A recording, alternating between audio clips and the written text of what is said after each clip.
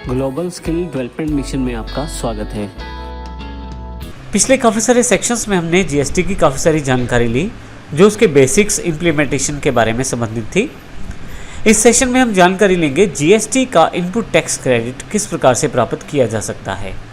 यहाँ पे ये हमारा 8th पॉइंट है और इस सेशन में हम इनपुट टैक्स क्रेडिट के बारे में जानकारी प्राप्त करेंगे। आगे बढ़ने से पहले मैं आपको बता दूं कि हमारे इस चैनल पे जीएसटी से संबंधित सभी तरह के एग्जाम्पल्स आपको मिलने वाले हैं, तो यदि आपने हमारा चैनल सब्सक्राइब नहीं किया है तो अभी कर लीजिए ताकि आपको सभी एग्जाम्पल्स मिल सकें।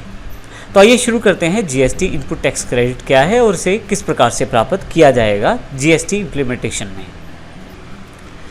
हमने ये सारी जानकारी पिछले सेशन में भी ली कि किस प्रकार हमारे पास जीएसटी 3 सेगमेंट के अंतर्गत उपलब्ध होगा।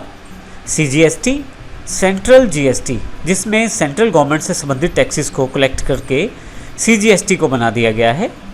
एसजीएसटी अर्थात स्टेट जीएसटी जिसमें स्टेट गवर्नमेंट जो आपसे टैक्सेस लेती है उन सबको मिलाकर एक टैक्स बना दिया गया है एसजीएसटी। और इन दोनों का एक मिला हुआ रूप आईजीएसटी जो इंटर स्टेट सेल्स पर कार्य करेगा, जिसमें कुछ भाग सेंट्रल का रहेगा और कुछ भाग स्टेट गवर्नमेंट का भी रहेगा। ये सारी जानकारी हम पिछले सेशन में प्राप्त कर चुके हैं। तो अब बात करते हैं जीएसटी में आप इनपुट टैक्स क्रेडिट किस प्रकार से प्राप्त करेंगे। सबसे पहले हम ये जानते हैं कि इनपुट टैक्स क्रेडिट है क्या। जब आप परचेज़ करते हैं किसी चीज़ की तो आप ऑलरेडी जीएसटी को पे करेंगे उस परचेज़ के अंतर्गत, और उसी चीज़ को अगर आप आगे सेल करेंगे तो आप जीएसटी को प्राप्त भी करेंगे। तो सेल करने के पश्चात जो जीएसटी आपको मिला है और आपने जो परचेज़ करते हुए जीएसटी पे किया था, इन दोनों को अगर माइनस कर दिया जाए तो आपके पास वो नेट जीएसटी रह जाएगा जो आपको पे करना है। तो इस तरह से परचेज़ पे दिया गया आपका जीएसटी एक तरह से इनपुट टैक्स क्रेडिट रहेगा।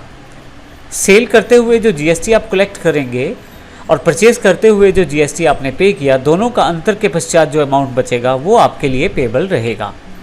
यहाँ हम इसको प्रैक्टिकल एग्जाम्पल में अगले सेशन में भी देखेंगे, लेकिन यहाँ के लिए हम ये जानकारी प्राप्त कर लें कि यदि आप मैन्युफैक्चरर हैं, ट्रेडर हैं, सर्विस प्रोवाइडर हैं, गुड्स या सर्विसेज में किसी तरह से भी आप कार्य करते हैं, डीलिंग करते हैं, तो यदि आप एक ही स्टेट के अंतर्गत सामान बेचते या खरीदते हैं with in state, same state में, तो आपके पास पहले सीजीएसटी लगेगा और फिर एसजीएसटी लगेगा। अर्थात सेंट्रल गवर्नमेंट का जो जीएसटी है वो लगेगा और फिर स्टेट गवर्नमेंट का जो जीएसटी है वो लगेगा। परंतु यदि आप इंटर स्टेट सेल करते हैं, अर्थात दूसरी स्टेट में आप सेल्स या परचेज करते हैं, तो उस केस में आप पे सबसे पहले सीजीएसटी लगेगा जो कि सेंट्रल जीएसटी है। यहाँ पे स्टेट जीएसटी नहीं लगेगा, यहाँ पे आईजीएसटी लगेगा अर्थात इंटीग्रेटेड जीएसटी। यदि आप इनपुट टैक्स क्रेडिट प्राप्त करना चाहते हैं, अर्थात जो आपने परचेज पे ऑलरेडी टैक्स दे दिया है जीएसटी के रूप में, उसकी अगर आप भरपाई करना चाहते हैं तो उसके लिए आप इस रूल को फॉलो करेंगे जो रूल नीचे की तरफ दिया गया है। रूल को समझने से पहले मैं आपको बता दूं कि जो परचेज पे आप टैक्स पे करते हैं जीएसटी के रूप में, वो सीजीएसटी और एसजीएसटी के रूप में या आईजीएसटी के रूप में हो सकता है।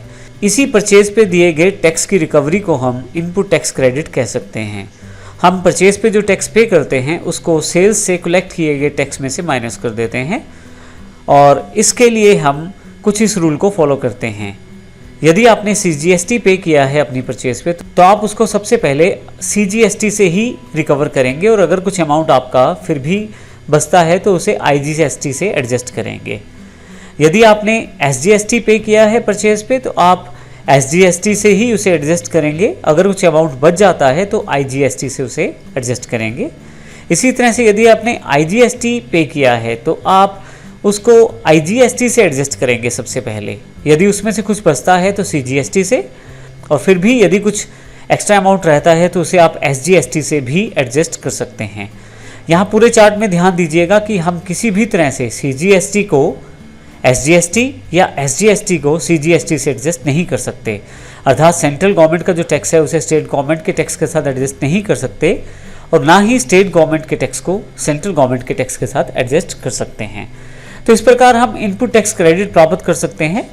नेक्स्ट सेशन में जो एग्जाम्पल करेंगे उससे ये पूरा सिनेरियो आपको क्लियर हो जाएगा कि किस प्रकार से हम इनपुट टैक्स क्रेडिट प्राप्त करेंगे, क्योंकि वो पूरा का पूरा एक एग्जाम्पल दिया गया है प्रैक्टिकल रूप में किस प्रकार से आप सेल्स करेंगे, किस प्रकार से परचेज करेंगे, जिसको हम नेक्स्ट सेक्शन में जानेंगे। लेकिन आगे बढ़ने से पहले मैं बता दूं कि यदि आपने हमारे चैनल को सब्सक्राइब नहीं किया है तो अवश्य कर लें, क्योंकि हम यहाँ इसी चैनल पे जीएसटी से रिलेटेड बहुत सारे क्वेश्चंस के आंसर देने वाले हैं, ताकि आपको समय समय पर इन सभी वीडियोस की जानकारी मिलती रहे। तो इसके लिए आप सब्सक्राइब अवश्य करें। धन्यवाद।